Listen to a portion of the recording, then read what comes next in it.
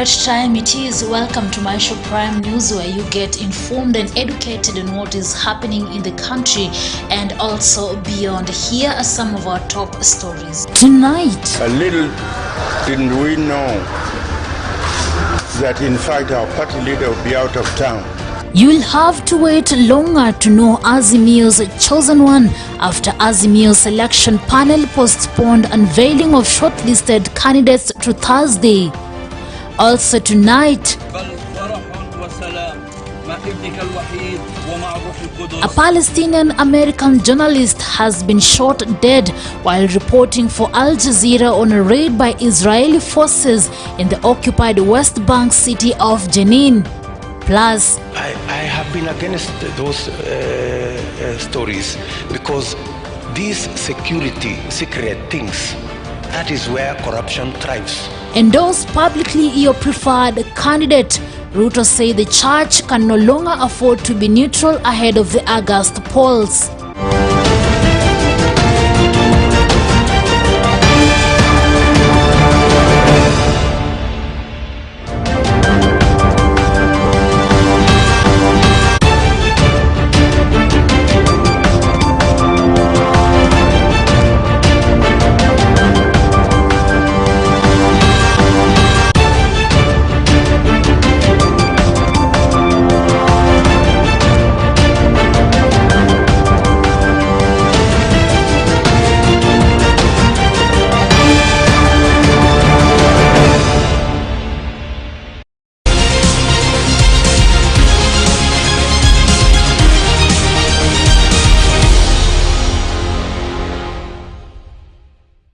Welcome on board. My name is Rida Chebet Karing. The Azimio la Umoja Coalition Party flag bearer Raila Odinga on Wednesday held campaigns in Tana River County. This was the beginning of his 4-day tour of the coast, where he is scheduled to visit at least 4 counties. The tour commenced in Hola, Tana River, where the former Prime Minister held a meeting with leaders from the county. Our reporter Millicent Makoha with more. The Azimio la Umoja One Kenya political brigade, led by its presidential candidate Raila Odinga, on Wednesday commenced a 4-day coastal region tour to popularize the coalition ahead of the coming August polls. Kuna jamii wengine ambaye wako na shida mingi, wamepigwa na bala njaa, sio kwa kuchagua lao, lakini kwa hali ya maisha. Saa nyingine mvua imekosekana, mifugo zimekufa. Saa nyingine mvua imepotea, mimea imenyauka huko kwa mashamba. Sasa wana chochote. Katika nchi zingine wanaleta mpango inaitwa Social Protection Program, ambayo hao watu wanapata msaada. Tutaleta hiyo hapa katika nchi yetu ya Kenya. Tutaleta hapa Social Protection Program hapa, ili jamii wale ambaye hawana mapato yoyote watapata kutoka kwa serikali kila mwezi shilingi 6,000. Odinga, who witnessed the endorsement of host Governor Godana by the Tana River elders to run for the second term, promised to address issues of perennial floods, commercialization of livestock sector, and expanding irrigation for economic growth.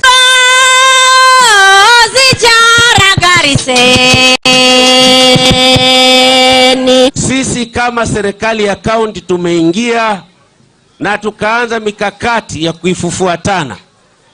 Katika sekta zote tumejaribu kufufua.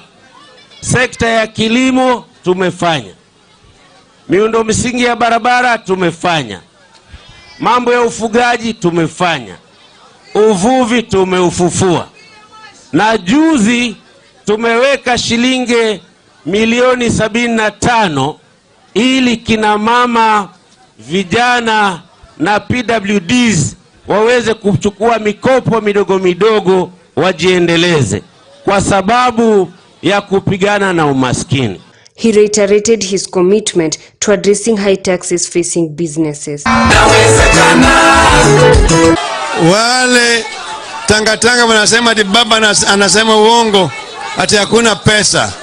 Mimi naambia hao ya kwamba mimi Raila Amolo Odinga nimekuwa waziri mkuu wa Jamhuri ya Kenya kwa miaka 5. Najua pale pesa iko.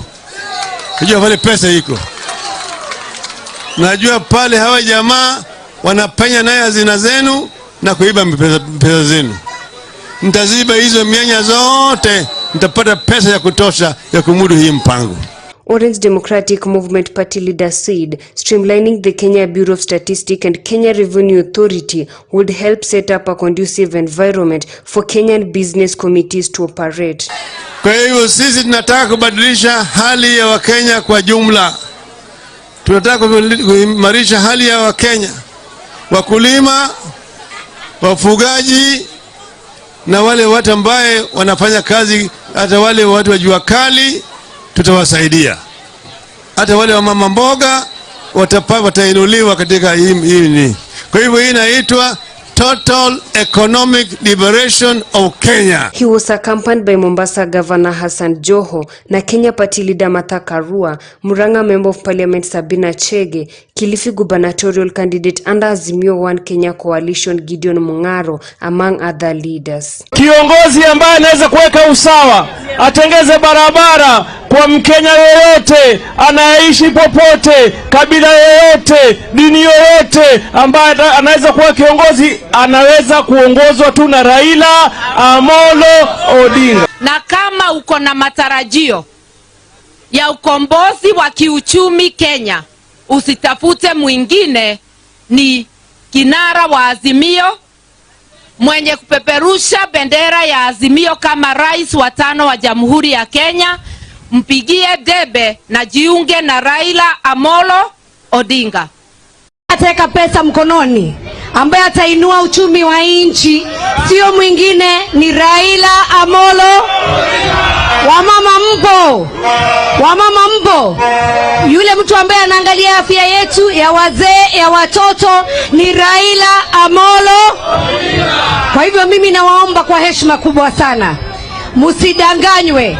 Kuna watu kazi yao ni kupiganisha watu, lakini kwa baba anatuunganisha kama Kenya moja, ndio tuko pamoja. Nikisema mumeona vile watu wanaeleza uongo, si mumeona? Watu ambaye wako katika ofisi ya serikali, watu ambaye wako na ofisi kubwa, watu ambaye ni naibu wa rais, anakuja hapa anadanganya watu ya kwamba atasaidia wananchi akichaguliwa. Mimi nauliza swali moja, watu ya Garsen, bona asifanye sasa hivi hiyo mambo ambaye anaahidi, ambaye atakuja kusaidia jidai? Si sasa hivi yako na nguvu, si yeye ndio naibu wa rais? Bona asitatue shida ya watu ya Garsen kama anasema ukweli? Yeye ni muongo ama sio muongo? Yeye ni muongo ama sio muongo? Jambo la pili, gharama ya maisha imeenda juu, bei ya maisha imeenda juu. Wale watu ambao wamepora hii nchi, wale watu wamekula mahindi ya hii Kenya, wale wamechukua rasilimali ya Kenya, wale wamefanya ufisadi kubwa katika nchi hii, ndio sahi tena wanasema wanataka kusaidia wananchi ya Kenya. For Maisha Prime News, Maisha Television, I'm Millicent Makoha.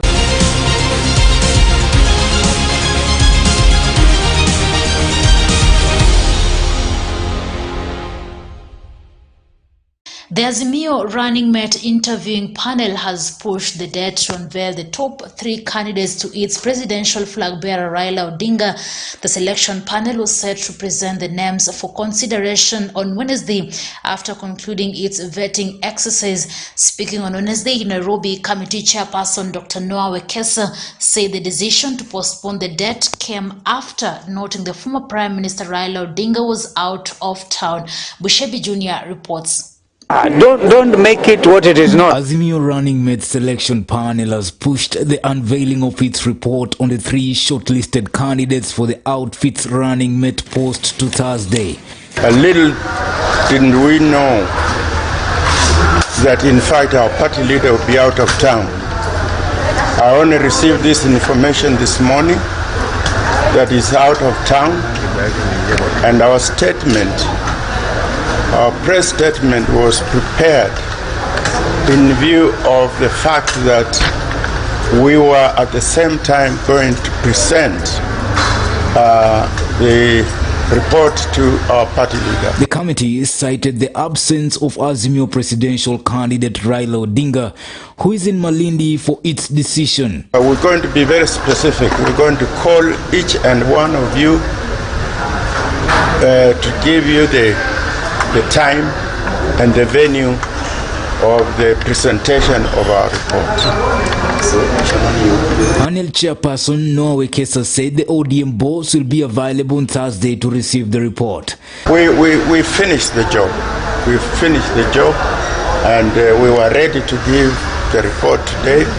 But because of what I've said, we know that you are very busy people, and my apology on behalf of my party. I mean my panel, that we bear with us. The selection team was expected to submit the top 3 candidates to Azimio presidential candidate Raila and President Uhuru Kenyatta, who are to vet the 3 for a final decision. The panel has so far interviewed NARC Kenya boss Martha Karua, Wiper Party leader Kalonzo Musyoka, Governors Charity Ngilu of Kitui, Hassan Joho of Mombasa, Lee Kinyanjui of Nakuru, and Wycliffe Oparanya of Kakamega.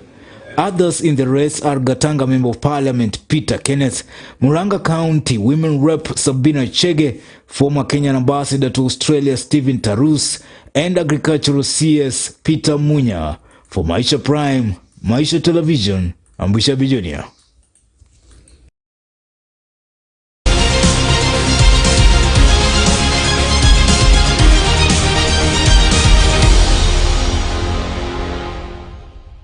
And away from that, Deputy President William Ruto has called on Kenyan churches to openly declare who they support ahead of the August elections. Speaking during the Evangelical Alliance of Kenya National Convention on Wednesday, Baptist Church in Nairobi, the DP said that the church must step forward and play an active role in politics. Sharon Chepchumba with more. I have been against those stories because these security, secret things, that is where corruption thrives.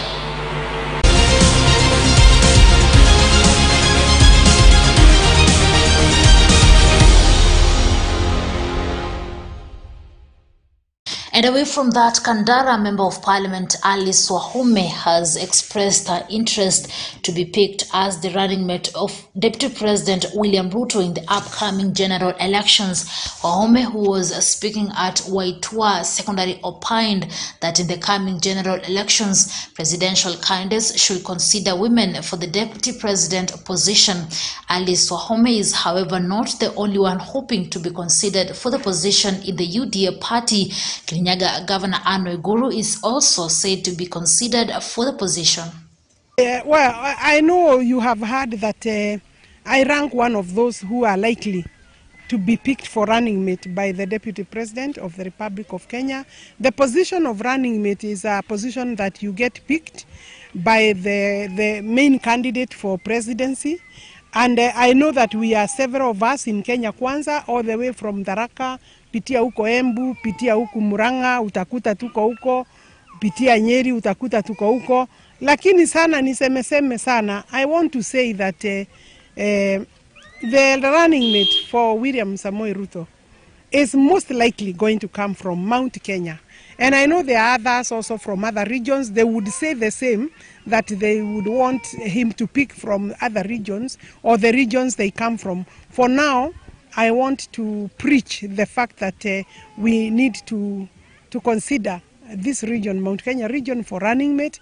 And for that matter, a woman would be best suited, and none other than Alice Muthoni Wahome. Best suited for running mate. I want to call upon the country to now think about gender balancing so that a male presidential candidate is well suited to pick a woman deputy president. If you don't get it, you don't break bones. You don't throw the baby with the bath water. We will reapply ourselves. I'm reapplying myself for the Member of Parliament for Kandara constituency, and nothing will stop the movement of the bottom-up economic model winning the presidency come August 2022. Away from that, Deputy President and Kenya Kwanza presidential aspirant William Ruto has endorsed a proposal to implement a school feeding program in all public primary schools countrywide. Initially, the feeding program was a brainchild of the Kenya Kwanza Nairobi governor seat candidate, Senator Johnson Sakaja. Sakaja pledged to implement a school feeding program for over 200 public primary schools in the city if elected as Nairobi's fourth governor. Endorsing the idea, DP Ruto said the Kenya Kwanza government will implement the project in schools across Kenya.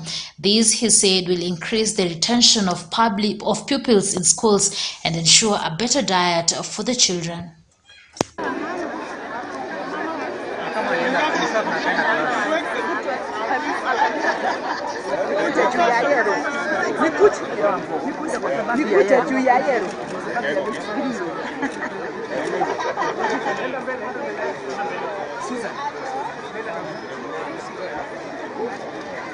The World Health Organization's European chief said on Tuesday that at least 3,000 people had died in Ukraine since Russia's invasion in February because they had been unable to access treatments for chronic diseases. Bushibi Jr. is on that story.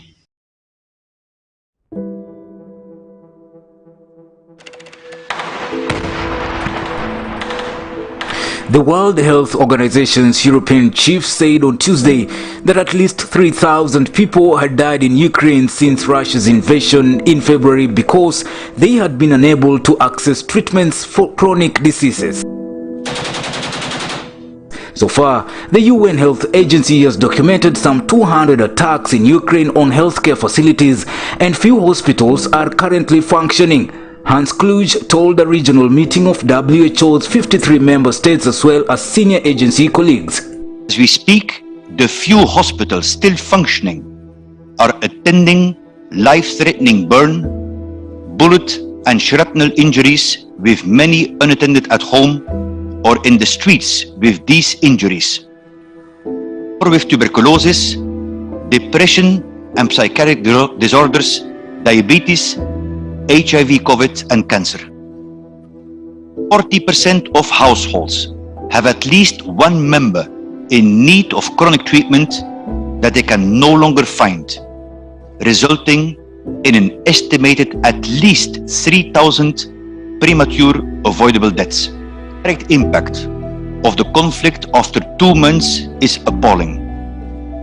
At least 3,382 civilian deaths, among which 75 girls and 91 boys, and 69 children whose sex is yet unknown. 13 million people displaced, and 16 million people in need of assistance. Matilda Bonner, head of the UN Rights Monitoring Mission for Ukraine, said on Tuesday she had seen mortality rates rise because of lack of access to care.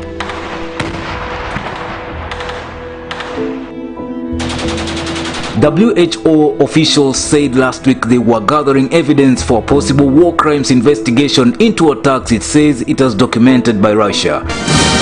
Russia's Putin blamed the West for war in Ukraine in Victory Day speech. Victory, defense of our country is a sacred thing. It always has been. These feelings of the patriotism were important. They were used in Borodino fighting, when there was fighting in Kiev and Minsk, Stalingrad, Kursk, Kharkov. And now, during these days, you are fighting for our people in Donbass, for the security of our country, Russia. 9th of May 1945 became a day of triumph, and it became a history.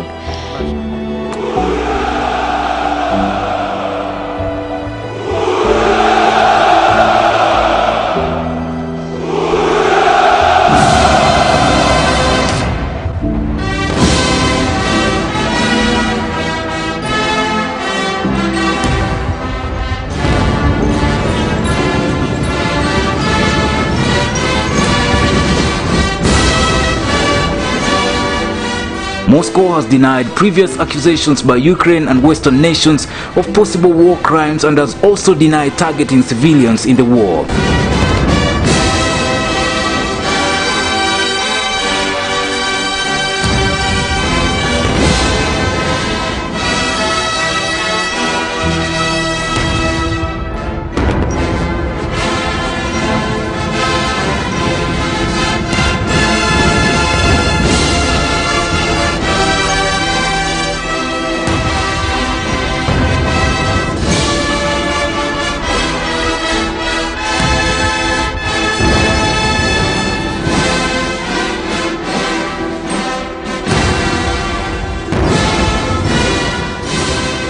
At the WHO meeting held in Copenhagen and attended by many virtually, members passed a resolution that could result in the closure of Russia's regional office and the suspension of meetings in the country. Russian envoy Andrei Planinsky opposed the resolution and said he was extremely disappointed. Some have criticized the WHO measures, saying they do not go far enough.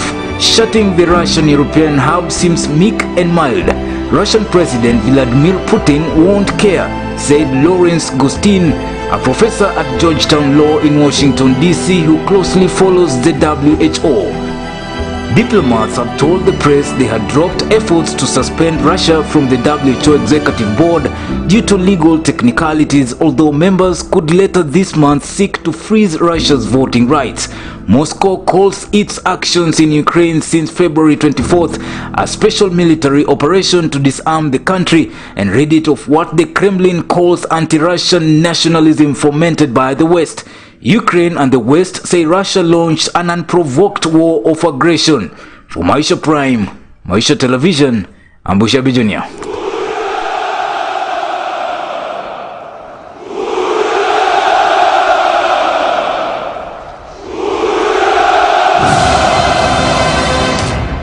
Well, let's take a commercial break. I'll be back shortly with the remaining part of the bulletin. Stay tuned.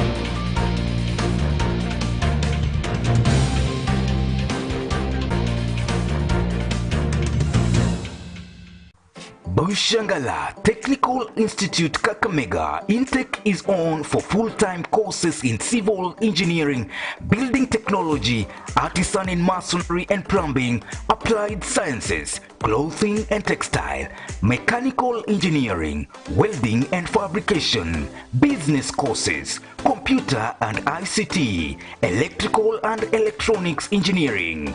We also have provision for persons with disability. Send your application to the principal, Bushangala TTI Kakamega. Call us on 0721 280180 or 0726 800561. Send an SMS quickly with your name, type of course, KCSE or KCPE min grade, postal or email address, desired intake, phone number and your ID to 0721 280180 or 0726 800561. Write to the principal, PO Box 2227 5100 Kakamega. Visit us online on www.bushangalatechnical.ac.ke.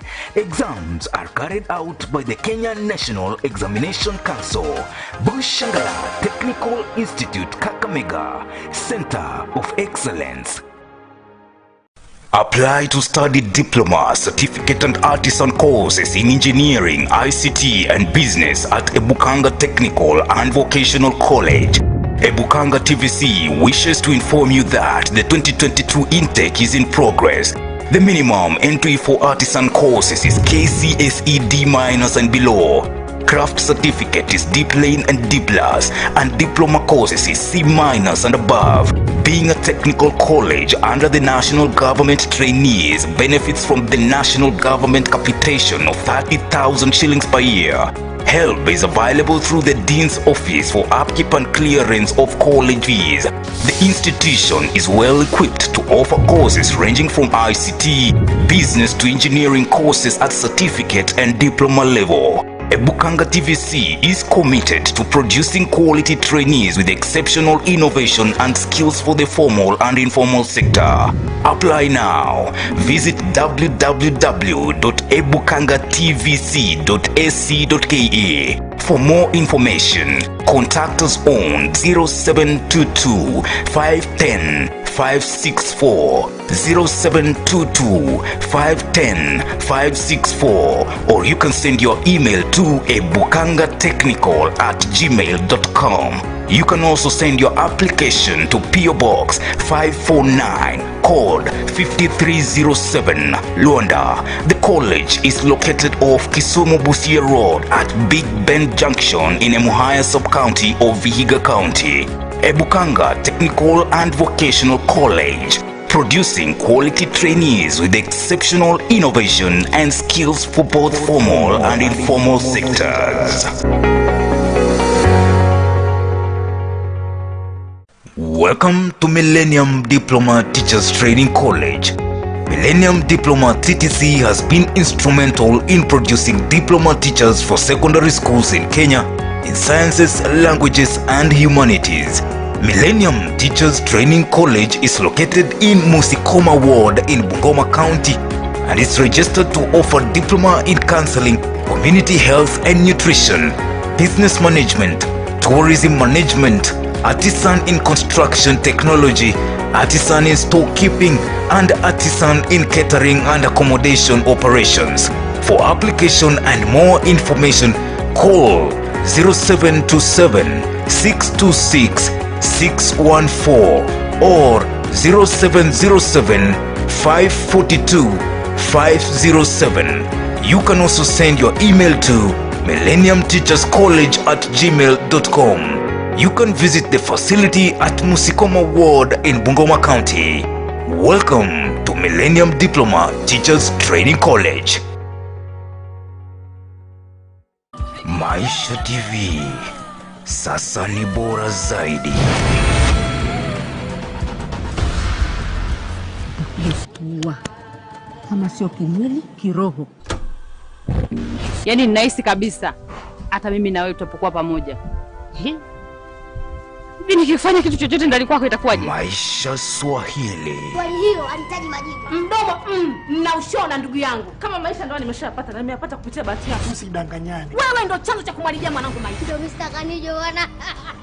Achiola. Vijana wa kiume hasa waliotimia wameguzwa wanawake. Na sijui umetokea wapi wewe mzee kuja kutia dosari maisha yako. Uzee mwisho Chalinzi hapa alikuja Dar es Salaam wote vijana. Mimi ninachotaka kujua ni nini ya hatima mahusiano yenu. Yaani swali hilo ni sawa na kuuliza samaki anapatikana baharini au vipi? Unaifanya mzaa? Sikutaka tena kuendelea kuwa fala kama unavyonichukulia.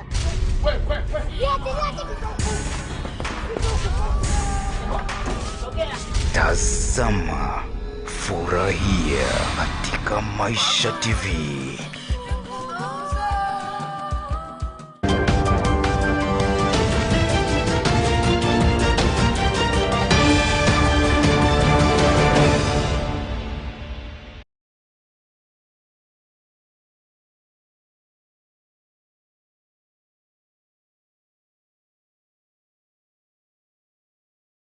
Welcome back. A family in Shieiwe village in Soi, Kakamega County are requesting the government in partnership with the well-wishers to come to the aid of their son who was able to score 387 marks in the 2021 KCP exam from Lumino Primary School and was called to join Lenana High School.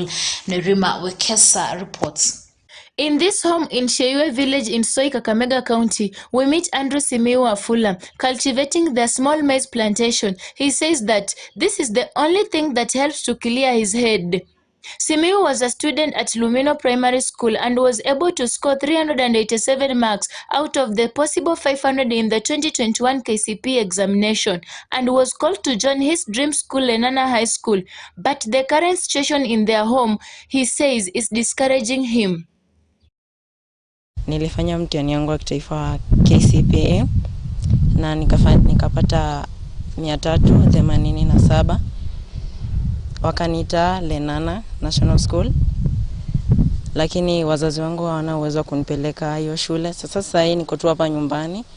Tegemeo lao ni hii miti ili waweze kuchoma makaa na haiwezi tosha sababu bado wajanunulia sare, vitabu na mkoba. Hata bado sijapewa living certificate kwa shule sababu sijakamilisha malipo. According to Andrew's father, Wycliffe Simiu, his current business cannot help to raise the funds needed to take his son to school. He says that last year he was involved in an accident that affected him drastically, making him unable to go back to his previous work. He was left with option of burning charcoal, which he says is not enough to cater for his other Form 4 son. Mwaka jana Disemba 21 katika hali ya kutafuta kibarua tulikuwa tunatumia pikipiki, tukakuja tukakongwa na gari la Kenya Power. Sasa kutokea hapo kasi ya kufanya mchengo, unajua nataka mtu mwenye ako na nguvu, uwezi enda pale na kama mkono haufanyi kazi mzuri. Sasa ikawa siwezi fanya hiyo kazi tena kwa muda, kwa maana mkono hauwezi. Sasa ndio kaanza kufikiria labda niende nitafutenge mambo ya makuni hizi miti. Roslyn Wanjala has described her son as a very hardworking person who will never let anything discourage him. But the current situation in their home, she says, has made his son go into isolation and he barely speaks, and most of the time he will sit alone thinking of whether he will be able to join high school. Tumehangaika na mtoto, tukitafuta school fees, tumejaribu kuchoma makaa lakini hatuchaweza. Tumehangaika sana, mtoto mwenyewe alikuwa akilia akipenda tu aende ile shule yenye alikuwa ameitwa ya Lenana Secondary School. Tumehangaika, tunaomba msaada wenu. Mungu akipenda tunaomba msaada wenu, mtusaidie mtoto aingie hiyo shule. Mtoto amekuwa mpole, amekuwa mnyenyekevu, mtiifu na ni mtoto wa bidii. Hakika tungekuwa na uwezo aingie shule ya Lenana Secondary School, hakika angefaulu katika maisha yake. Andrew, who wishes to become a doctor in the future, says that the fact that he is still at home while his mates are in school saddens him. While holding his admission letter, he hopes that the government, together with other well-wishers, will come to his aid and go back to school so that he can be able to help his parents and the village at large. Very painful to continue staying here at home while others, my classmates, who I learned with them in the similar class, continuing with their education. It's very painful. And staying here at home will not enable me to be a doctor. Kwa hivyo, ninaomba yoyote ambayo akona roho ya kunisaidia, aweze kunisaidia ili niweze kuwasaidia wazazi wangu na Many students across the country have not been able to join Form 1 because of lack of finances, and the current economic status of the country is not helping, as few of them seem to have given up. Some are still hopeful that they will get help they need to be able to continue with their studies. For Maisha Prime News, Maisha Television, I'm Nerima Wekesa. And Zoya Sugar Company will suspend its operations for 8 weeks for routine maintenance from May 19th. Acting Managing Director Crispin Ogutu said the closure was informed by a drastic drop in sugar production due to faulty equipment in the factory. Mr. Ogutu told journalists that the farm had been being badly in terms of sugar recovery. Mr. Ogutu said they have not taken a break for a period exceeding 6 years, leading to underperformance in terms terms of sugar production. The managing director indicated that financial difficulties made it hard for them to close down for maintenance. Let's have a look. Lakini tunaona kwamba kiwanda ikitengenezwa na tuanze kulipa wakulima, tutatenga kama 40 to 50% ya revenue ya kila wiki ama kila mwezi kulipa wakulima. That can translate to about something like 40 to 50 million a week. And Devolution and Empowerment Party, popularly known as BAS, has thrashed rumors that it is on the verge of breaking ties with Azimio coalition to join Kenya Kwanza. National Chairman Lenny Kivuti said it was absurd for someone to think that the Meru Governor Kiraitu Murungi-led party was going to decamp to another coalition. I'm the chairman, national chairman of the BAS. How can you talk about me going anywhere? Never. Yeah. Never ever. We are in BAS. We are in BAS to stay, and we are in government to stay. We know. Tunajua kule tunaenda na tuko kwa serikali kukaa. We are very well seated. We have so far been receiving groups of people from UDA into the BAS. And I want to promise them they will find sanity, rule of law, and happiness in the BAS, because we have no doubt BAS is winning the seat in Embu County. And now, crossing borders, journalists across the world are mourning the death of veteran Al Jazeera journalist Shireen Abu Akleh, who was shot dead while reporting in the West Bank city of Jenin. According to the Palestinian Health Ministry, Israeli forces shot Shireen in the head before she was pronounced dead in a nearby hospital. بل فرح وسلام مع ابنك الوحيد ومع الروح القدس إلى دهر الدهور. فلنصلي يا أبا المراحم وإله كل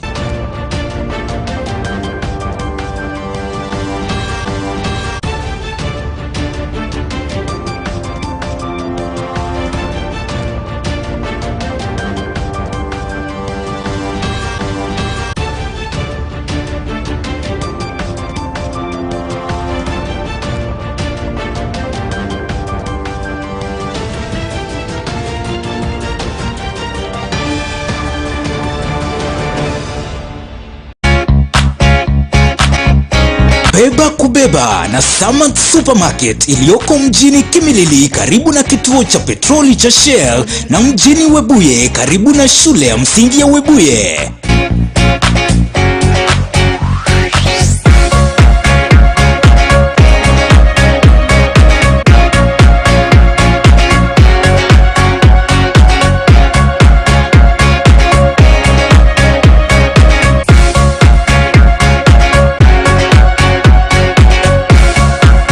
Bidhaa zetu ni za bei nafuu zikiwemo mafuta ya kupikia, unga wa chapati na sima, vitabu vya shule, viatu, bedding, electronics, carpets, miongoni mwa bidhaa zinginezo. Usiseme shopping, sema beba kubeba na Samad Supermarket. Beba kubeba na Samad Supermarket, your convenient supermarket for all the time shopping for your household needs. Ukienda kwa ATM, kaa chonjo kijumbo. Approach machine kaa ninja, usikaribiwe na msee. Cover keypad ukitype pin. Hii pin ni siri yako, usiandike anywhere, usiambie anyone. Dozi kikam through, tulia. Make sure transaction imekuwa complete, na usikubali usaidizi kutoka mtu yeyote kwa ATM. Ukipata challenge, Tupigie kwa 020-277-6000 au 0703-027-000. Mi niko chonjo, pia wewe kaa chonjo.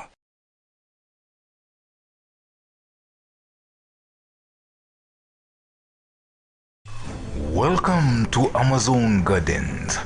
We are located in Mumias in Kakamega County along Bungoma Mumias Road. Book us today.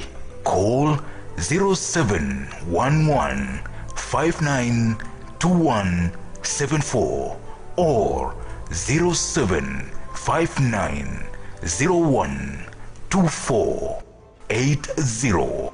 Our social media pages are Amazon Gardens Mumias.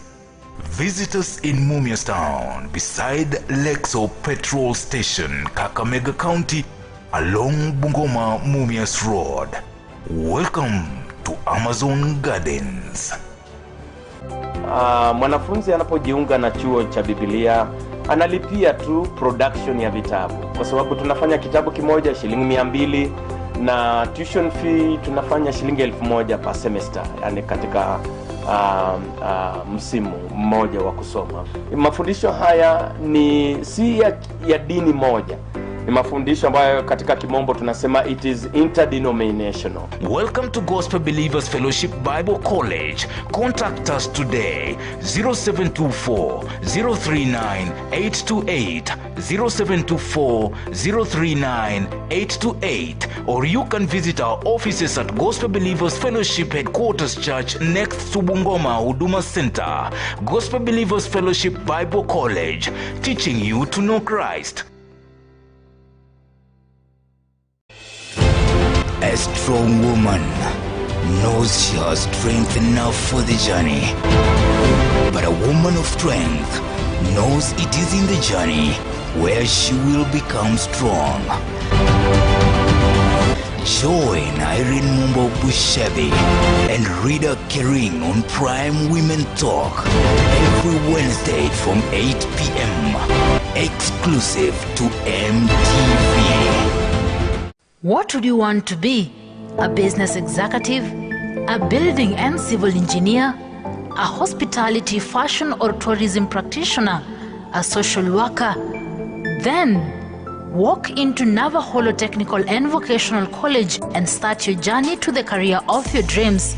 For more information, contact us on 0721 589977, 0721 589977, or you can email us to navaholotvc@gmail.com or info@navaholotvc.sc.ke Kakamega, or visit our website www.navaholotvc.sc.ke.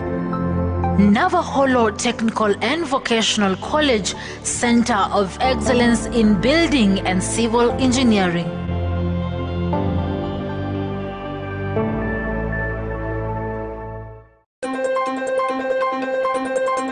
It is a season of seriousness, and only the serious presenters come onto your screen. Maisha Prime News and Maisha Prime Morning Edition. My hustle, my story. Maisha Prime Weekend. Rida Kering Chibet, Millicent Makoha, Brian Gad. Only on Maisha TV. The stage is set. The time is now. Credible news. It is prime news. Only on Maisha TV. Prepare for the beast.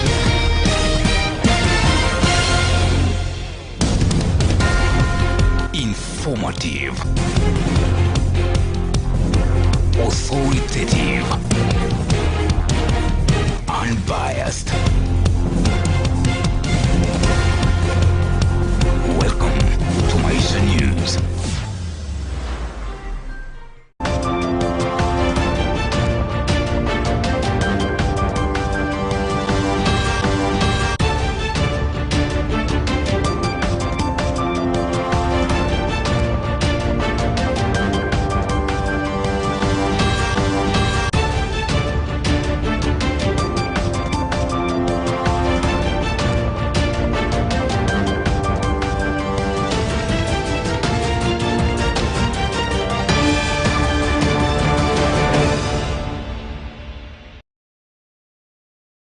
Well, glad you tuned into Maisha Television. My name is Rida Chebet Karing and you're watching Maisha Prime News. And now to kick us off is our education segment prepared by our reporter Millicent Makoha.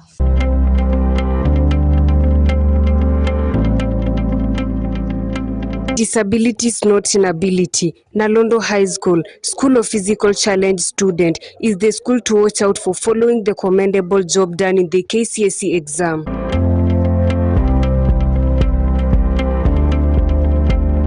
Mr. Walter Wabwire is the school principal. Mr. Wabwire appreciated the society for allowing disabled children to access education as other students. Walter Panusu Wabwire ni mwalimu mkuu wa shule ya watoto walemavu ya Nalondo. Tunajivunia kwa wakati huu kwamba tumeweza kupokea wanafunzi wengi wa kidato cha kwanza kutokana na ile idadi ambayo tulipewa.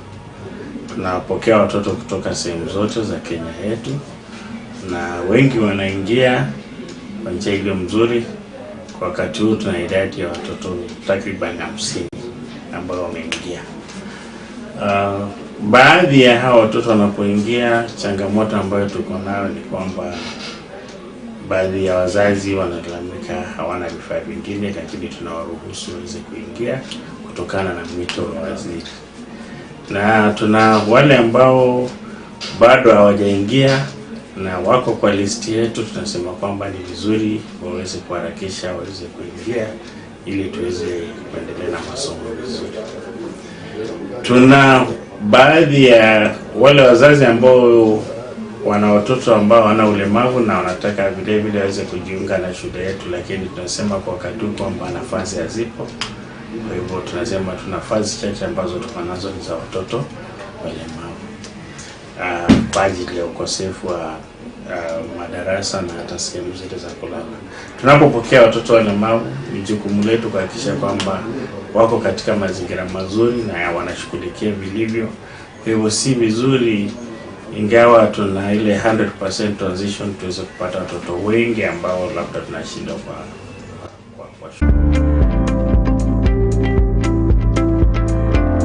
The school posted commendable grades in the 2021 Kenya Certificate of Secondary Exams. Mwaka jana tulipofanya mtihani, tulikuwa na wanafunzi takriban 70 ambao waliweza kufanya mtihani. Wote waliweza kupata matokeo yao. Anaweza kusema kwamba wanafunzi 7 walipata alama ya C+ and above kujiunga na chuo kikuu, na kuna wale ambao 42 walipata alama ya D+ and above.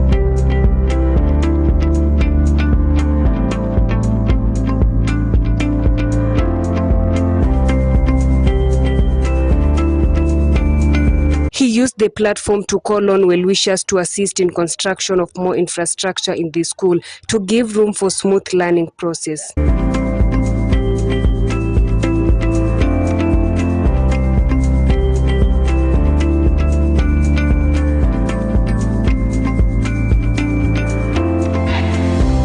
However, he requested the government through Education Ministry to give the disabled students chance to enroll in higher learning facilities. Langu tu ni kuomba vyuo mbalimbali viweze kufungulia watoto wetu ambao ni walemavu waweze kujiunga na hivyo vyuo, kwa sababu baadhi yao adaptations za vile vyuo haziwaruhusu, ndipo unakuta wamekaa nyumbani. Lakini kama mwalimu mkuu ambaye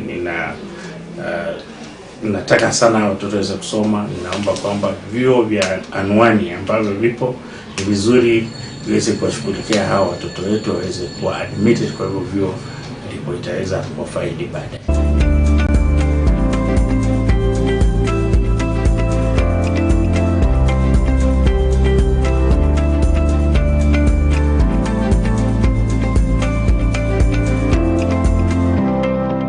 For Maisha Education segment, Maisha Television, I'm Millicent Makoha.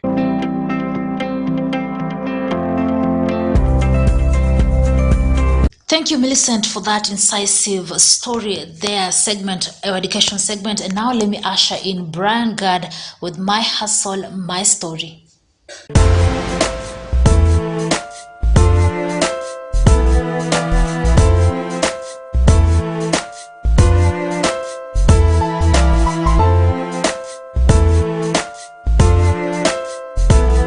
Cosmetics and beauty products for women are not amongst the list of forbidden things in Sharia, and thus the trading of these products would be considered absolutely halal for the Islam believers.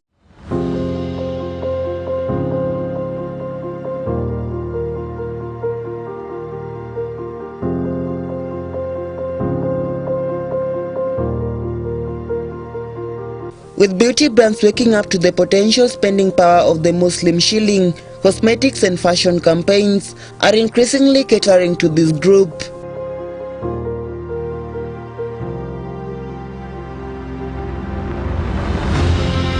Abdallah has made strides to the Bungoma beauty industry, increasingly redefining and restarting women's relationship with beauty on their own terms, challenging the tired submissive and stereotype-breaking tropes.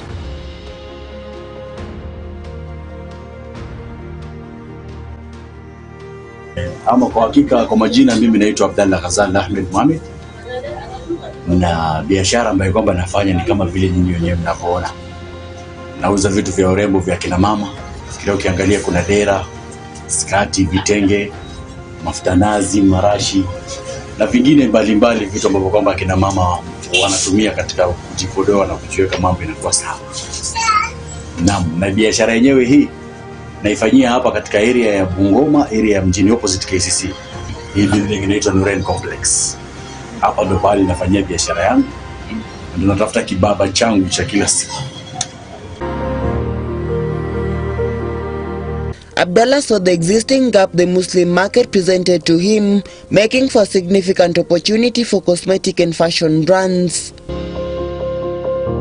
Na watu sio kula peke yake, watu utakana pia ule na uvae, kwa sababu nikaleta area. Na ukiangalia area ya mjini ni area ambayo kwamba iko na watu wengi. Kwa sababu nikaamua hii biashara niweke hapa. Na hiyo ni moja katika hali ya kutafuta biashara. Ikiwa unaona mwingine anauza chai, wewe uza mandazi. Msikimbie yote mkauza chai mtapigana. Kwa hivyo nilivyoona wanauza vyakula na nini, nikaona kaangalia, nikaona hapa kuna mambo ya mavazi na mambo ya urembo, nikasema acha nilete. Ndio sasa nikaleta. Ndio kwa sababu hapa Bungoma hata maeneo ambayo kwamba nimeweka pia ni maeneo ya Kiislamu na maeneo ya Waswahili, na nimeangalia nikaona hizi duka pande hii hakuna. Hata ukitembea utaona kuna duka ya kuuza vyakula ndio vimejaa. To help determine the nature of exclusivity in this business, Abdallah goes out of his way to ship cosmetics and fashion brands from Eastleigh in Nairobi and or from Mombasa. Na hizi bidhaa za urembo naona unauza sketi na dera, mnazipata wapi? Hizi tunaagiza kutoka Nairobi, zingine kutoka Mombasa. Manake huko ndio main. Tunaenda tunachukua hizi vitu huko Eastleigh na Mombasa, pia tunaingia katika masoko na tunaweza kuzisafirisha tunaleta mpaka hapa, kwa sababu na lazima watu wapate kila siku vitu tofauti ndio ili uweze pia kuuza sana. So lazima uwe na order kutoka sehemu mbalimbali ndani ya Kenya yetu. Kwa hivyo hiyo ndio shughuli ambayo kama tunafanya. Naam. With the venture dating down to 2013, Abdallah began with only 2 items and would later adjust the store to his business needs by creating different environments for these products, especially those that are ever on demand. Ama hakika hii biashara nimeanza 2013. Nilianza na vitu vidogo tu, lakini kwa sasa ukiangalia kwa sababu ya kutia bidii na kujituma, unaona biashara imeendelea mpaka sasa nauza nguo. Lakini nilikuwa nauza mafuta nazi tu hiyo 2013. Nilianza na mafuta nazi na marashi kidogo hii, pole mpaka sasa ukiangalia unaona shelf imejaa. We all talk about and love money. No one can deny that money opens doors of opportunities. However, earning substantial profits depend on the self-worth you have accorded oneself and how much you believe in the potentiality of the business. Biashara inalipa, lakini sasa biashara yenyewe, ukitaka biashara ilipe, lazima ujikubali na uamini na upende kazi yako. Kwa sababu ile kazi ambayo kwamba unafanya na inakutolea sabuni kidogo, ni lazima uipende. Ukifanya kazi kwa kuipenda na kujiamini, utapata matunda inakuwa ndani yake. Kwa hivyo mimi napenda kazi yangu kwa sababu najituma. Na lazima pia ufungue akili, utaleta gani nini, order gani nini ambayo kwamba watu wanataka. Lazima pia ushughulike kwa hiyo. Ukishajua sasa utajisukuma mwenyewe mpaka ufike pale ambapo kwamba unataka. Na hiyo ndio imenipatia muongozo, imenifungua macho mpaka leo nimefika hapa. Na kusema ukweli, kutokea 2013 hadi leo ni muda mrefu sana kwenye biashara. Kwa hivyo ni nini nyinyi mmepata kuletea wakazi wa huku Bungoma? aswa in terms of employment perhaps? Katika hali kama hiyo naona, nafikiria Kenya yenyewe unaona ugumu wa maisha namna ilivyokuwa, lakini tunajaribu katika hiyo kuleta hii. Pia utapata kuna watu wanakuja wanachukua hii na hapa, wanaenda wanakoroga, wanaanza kuuzia watu katika area. Pia ni moja katika hiyo, wanakuja wanakomboa mafuta nazi hapa, wanatembeza na hata hao wenye kushuka wanakuja wanachukua mafuta hapa na hata mimi hapa na wafanyikazi ambao kwamba ni wawili pia wanasaidia katika hii, yani pia wasikose kibaba. Nilianza nikiwa peke yangu, lakini saa hizi na wafanyikazi ambao kwamba ni wawili wamekuwa hapo, lakini hata sasa hivi leo watu wamepiga order, wamepeleka vitu katika makastoma, lakini karibu wanaingia wako. Kwa hivyo wanapata pia unga yao kutoka hapo. Kuna hizi mambo kama wanachama wanakuja kuchukua sare zao na nini. Kwa hivyo hao wanakuja wanapiga order na tunawapelekea. Kwa hivyo kuna wale ambao kwamba wanachukua ili wauze na kuna wale ambao kwamba wanachukua ili watumie. Despite the economic downturns we have been subjected to, Abdallah braced himself for offering employment opportunities to two ladies and even stocking up small retailers. Growing businesses face a range of challenges. As a business grows, different problems and opportunities demand different solutions. All too often, what worked a year ago might not be the best approach today. If you are looking for a venture that doesn't require much capital and has the potential of becoming very lucrative within a short amount of time, then this might be it. Abdallah's capital was a constitute of coconut oil and perfume worth 3,000 shillings only. Biashara hiyo ni kitu ambayo kwamba iko na lazima pia ukubaliane changamoto zenyewe, kwa sababu wewe unaweza ukapiga order mzigo ikatoka, kwa mfano kama vile tunavyopigaga Nairobi, mzigo ikaja, ilipokuja yote labda ni rangi moja, unapata na mtu anatoka huko, wewe unaona ni vitu ambazo kwamba ni mzuri, unatandika pale watu waje wachukue, lakini mtu akifika pale vitu gani ameleta nini na mwingine kama hiyo. Kwa hivyo changamoto ziko mingi. Sasa zingine umeleta mzigo hivi kutoka huko, imefika town, mara mzigo umekwenda na gari, mara nini. Kwa hivyo inakuwa pia tuna shida mingi, na katika hali ya mzigo pia kufika hapa, unapata mambo pia utapata ni mingi, sababu kuna mambo ya leseni tunakata na nini. Zingine mzigo inaweza ikakataa kwenda, hususan kama wakati watoto wanafungua shule.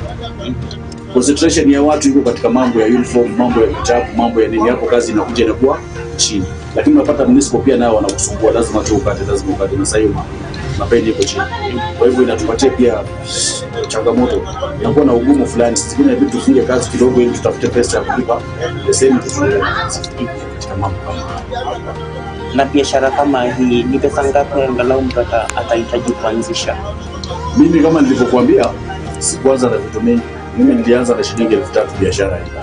Mpaka leo ukiangalia mahali ambayo kwamba iko hapo ilianzisha na shilingi 3,000. Kwa hivyo biashara yoyote si lazima uwe na kiwango kikubwa cha pesa. Biashara inategemea na bidii. Unaweza ukawa uko na kiwango kikubwa cha pesa na ukakosa bidii, ile pesa yote ukaja ukakula ile pesa ukaangusha na biashara yenyewe. Na unaweza ukaanza na pesa kidogo na ukazalisha ile pesa, na hiyo ndio biashara. Kwa hivyo mimi nilianza na pesa kidogo. Biashara haina kiwango fulani cha pesa ambayo kwamba lazima mtu awe nayo. Ile kidogo ambayo kwamba uko nayo, anza nayo. Na hiyo 3,000 ulikuza hadi saizi kazalisha hizi zingine katika kuleta ile mafuta nazi na nini na mambo zingine ndogo ndogo, lakini sasa ile faida ambayo kwamba ilikuwa ikitoa, mimi sili katika ile faida na weka inakuwa kando. Yani tunafanya ile hesabu kama ile ya mkulima. Kwa mfano wewe uko na mahindi moja na uko na shamba, dondoa ile mahindi, usile dondoa ile mahindi, kausha, anika, ikifika msimu wa kupanda basi panda ile mahindi, ikishakuwa wakati wa mavuno, vuna, weka tena. Usile ulikuwa unakula wapi, kula tu huko pale ambapo ulikuwa ukila, weka izalishe. Msimu mwingine sasa tutakuwa na mahindi kadhaa, sasa utapata hii mahindi umepanda eka mzima, sasa utakuja utavuna sasa magunia kadhaa. Sasa pale ndio uanze kuamsha sasa program yako. Lakini sisi ile kitu wewe inatumaliza, ndio tumeanza biashara leo, tunataka tukule kutoka ndani. Wewe kula tu pale ulikuwa ukila, lakini biashara mpaka saa hizi sasa nimeacha kula pale nyingine, sasa nakula kwa biashara yenyewe. Sasa mambo yanaenda sawa. Competition exists in every successful market. Abdallah says he had to employ the strongest competition strategies to make the most of his business and breed an environment for healthy competition. Ni nzuri kuwa na competitors, kwa sababu duka hili lilipoanza ilikuwa ni pamoja. Pia sasa tunaduka karibu duniani, lakini tutapata bado wateja wanakuja. Na kuwa na competitors ni kitu ambacho kwamba ni nzuri, kwa sababu huwa wanafungua akili. Na mimi napenda hata watu waje wafungue mpaka hapa mbele, ili nione wanaleta gani ambayo kwamba watu watapenda, na mimi pia nifungue akili nilete zaidi. Kama namna gani? Naam. Na hizi duka zingine tatu ziko wapi? Ukienda hivi utapata kuna nyingine iko pale mbele na mbili ziko pande. Moja iko huku, mbili ziko pande. Si mbali na hapa. Na tunafurahi pia wakiwa pale. Hata saa zingine watu wakitaka kitu wao wanakimbia kuchukua vitu hapa kwa sababu hawana. Unaona? Na pia saa zingine mimi pia natembea pale nione watu wakienda wakijazana pale, wanaenda kujazana pale wananunua nini. Nikiona kitu ile kama sina sasa basi mimi pia nitafanya bidii niilete, ni kufunguana katika kufunguana akili. As a mobile qualified ex-self-employed automotive mechanic and engineer, as Abdallah puts it, conveying to a customer the value of his knowledge and skills so that they pay for what the job required instead of how simple he makes it appear as lacked a grapple. Mimi nimesomea mambo ya kuunda na kubomoa mpaka engine mzima ya tractor. Kwa hivyo trailer, tractor nini mambo ya gari. Hiyo nimesomea mechanic mkubwa sana. Na kwa nini sasa ukaitupilia mbali kaona?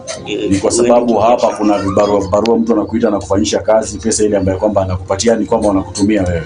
Kwa hivyo nikaona haina maana. Acha mimi nifungue kitu ambacho kwamba itanipa.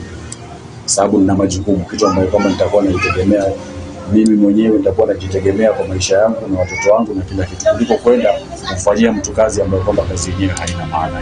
Hivi wanaifanya. Lakini pia naomba pia hii biashara ikiendelea ikikuwa kubwa, mimi mwenyewe nitafungua garage yangu na kila kitu yangu pale, na naamini hii biashara italeta hiyo, kwa sababu nimeanza na toka nilipoanza mpaka sasa naona kuna matumaini, na huko ndiko ninakoelekea, kwa sababu elimu yangu pia sisi nikaiwacha ikaenda hivyo, lazima nifanyie kazi. Na kila laheri kutoka kwetu Maisha TV. Asante sana.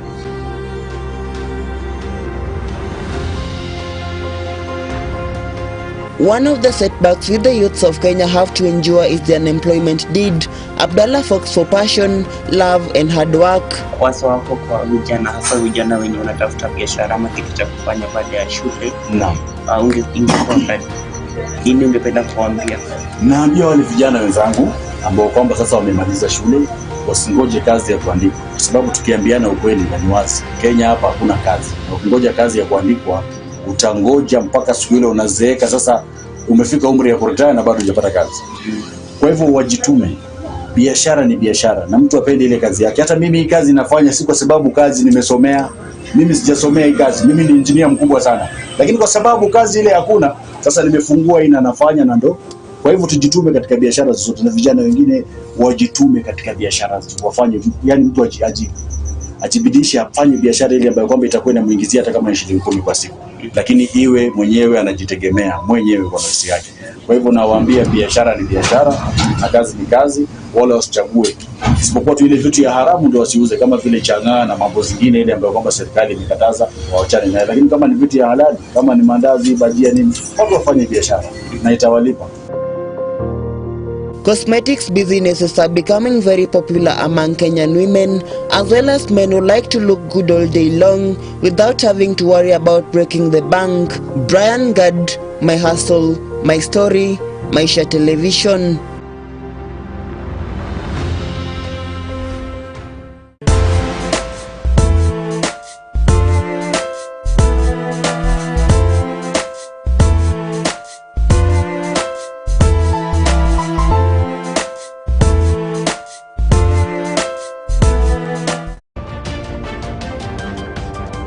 Well, folks, that story there by Brian Gad brings us to the end of the comprehensive and authoritative bulletin Maisha Prime News. But continue tuning into Maisha Television for more entertaining, comprehensive, and also informative programs. My name is Rida Chibet Karing. Enjoy the rest of your viewing.